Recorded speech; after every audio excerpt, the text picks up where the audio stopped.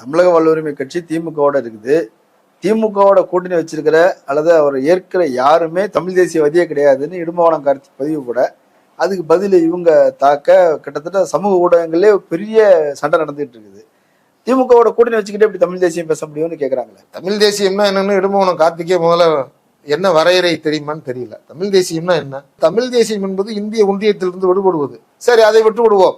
அரசியல் அமைப்பில் இன்றைக்கு தமிழர்களுக்கான சீமான் தான் சொல்லுவார்ல, காட்டு வளம், கனிம வளம், பண்பாட்டு வளம், மொழி வளம், இயற்கை வளம், அந்த வளம், அவர் வளம் நல்லா இருக்கு, அவர் வளமா தான் இருக்காரு அப்படிலாம் சொல்லுவார்ல. இந்த வளங்களை எல்லாம் காப்பாற்றுவதற்கு நாம் ஒரு தமிழன் வேண்டாமா அப்படிம்பாரு. எத்தனை போராட்டம் நடத்தியிருக்கீங்க நீங்க? இதனால தமிழ் தேசியம் என்பதற்கே சரியான வரையறை பொருள் தெரியாத இடும்பவனம் காட்டி தமிழ் தேசிய உணர்வாளர்களாக கூட்டமைப்பாக செயல்படுகிற வேல்முருகனை பற்றி பேசுவதற்கு எந்த தகுதியும் இல்லாதவர். அவர் ஏதோ அந்த கம்பெனியில ஒரு மேனேஜர் மாதிரி இருக்கார். ஏன்னா அந்த வெளிநாட்டு பணத்தை வச்சுதான் வாழணும். அவரை நம்ம குறை சொல்ல, பாவமா தான் இருக்கு அவர்.